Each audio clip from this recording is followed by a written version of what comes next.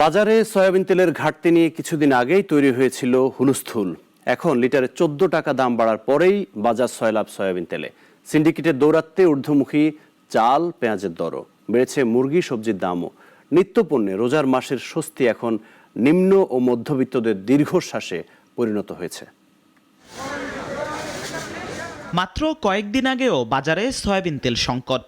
এমন পরিস্থিতিতেই কোম্পানিগুলো বাড়িয়ে দিয়েছে দাম প্রতি লিটারে 14 টাকা। এই যে 4-5 দিন সর্ব একবারে কমাই দিয়েছিল কোম্পানি ডিলার পর্যায়ে, তারপরে দাম বাড়াইছে 14 টাকা লিটারে। আগে আমরা 1 লিটার বোতল বিক্রি করতাম 175, এখন 189। সাধারণ জনগণ অ্যাভেলেবেল পায় সবসময় এবং আমাদের সাধ্যের ভিতরেই থাকে দামটা। ভোক্তা বিষয়ে কি বলবো ভাই, দিন দিন তো খালি বাড়তেছে, কমতেছে না কোনো কিছু।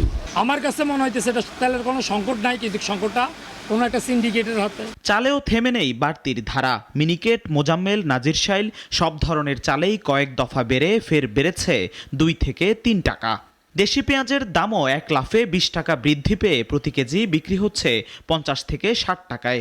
পেঁয়াজ আপনার 45 টাকা বিক্রি করতাম, এরপরে 50-55 টাকা বিক্রি করা লাগে। দাম আগের তুলনায় দৈনিকই বাড়তেছে, 2-4 টাকা করে দৈনিক বাড়তেছে। গত সপ্তাহে ছিল আপনার 44-45, এই সপ্তাহে এখন 52-54 টাকা। ঠিক আছে। বৃষ্টির কারণে খামারে কমেছে সরবরাহ, ট্রাক চলাচলেও সমস্যা, ফলে বেড়েছে মুরগির দাম। আজকে 2 দিন বৃষ্টির কারণে মুরগির দামটা একটু বাড়ছে। আপনার 165-60 ছিল, এখন চলতেছে আপনার 75-80। মুরগির দামটা তো আরো কমতো, কিন্তু কিছু সিন্ডিকেট আছে ধরলেন, এগুলো তো আর কি বড় সমস্যা। গ্রীষ্মকালীন সবজি বাজারে এলেও দাম কমেনি, বরং প্রতি কেজিতে বেড়েছে 5 থেকে 10 টাকা। গেছে সপ্তাহের তুলনায় এই সপ্তাহে মানে হলো কয়েকটা জিনিসের দাম তুলনামূলক অনেক বেশি।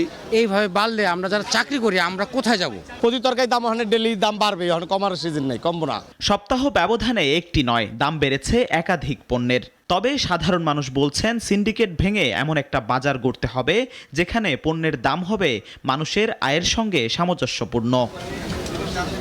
জিহাদুল ইসলাম, নাগরিক, ঢাকা।